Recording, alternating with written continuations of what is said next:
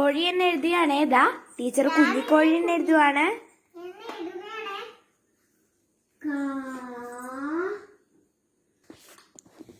എന്താണ് കുഞ്ഞിക്കോഴി എന്ന് എഴുതിയത്? നമുക്ക്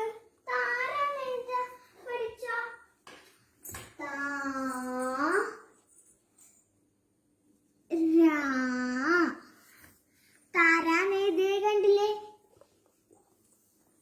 ഉറുമ്പ് നമുക്ക് ഒന്നെഴുതി നോക്കാം. നമുക്ക് അപ്പോ താരയുടെ കൂട്ടുകാരി ഒന്നും കൂടി ഉണ്ടല്ലോ. മീനു ചോദിച്ചു, താരേ താരേ എന്നെ ഒന്ന് നമുക്ക് നാട് ചുറ്റി കണ്ടാലോ? അപ്പോൾ താര പറഞ്ഞു, നമുക്ക് നാട് ചുറ്റി കാണാൻ പോവാം. അങ്ങനെ പറഞ്ഞിങ്ങനെ നടന്ന് ഒരു ഉറുമ്പ് മീനുവെ ഒറ്റക്കടി. മീനു ഒറ്റലറ്. അപ്പോൾ താര ചോദിച്ചു, എന്താ മീനു നീ എന്താ അലറിയത്? അപ്പോൾ മീനു പറഞ്ഞു, താരേ താരേ എന്റെ കാക്ക് ഉറുമ്പ് കടിച്ചു. അയ്യേ, ഇത്ര ചെറിയ ഉറുമ്പിനാണോ? അപ്പോൾ ഉറുമ്പ് പതുങ്ങി വന്ന് താരയുടെ കാക്കും ഒറ്റ കടി. അലറി വിളിച്ചു.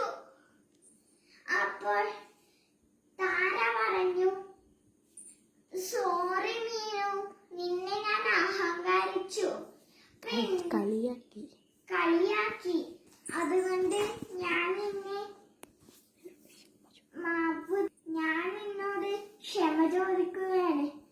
അങ്ങനെ വീണ്ടും നമുക്കൊരു ഉറുമ്പിനെ വരച്ചാലോ? നമുക്കിവിടെ ഒരു ഉറുമ്പ് വരച്ചാലോ? അതിന്റെ മേലെയാണ് ഞാൻ ഉറുമ്പ് വരച്ചു കഴിഞ്ഞു. ഓക്കെ, 2 വരെ ഇട്ടായ അല്ല ഇങ്ങനെ ഇങ്ങനെ ആക്കി അതിലില്ല.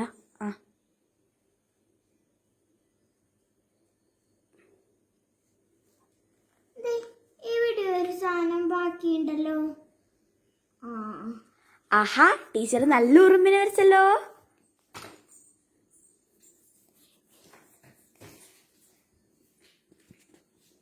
ഞാൻ തന്നെ ഹോംവർക്കുകൾ അമ്മമാർ കണ്ടിട്ടുണ്ടാവും.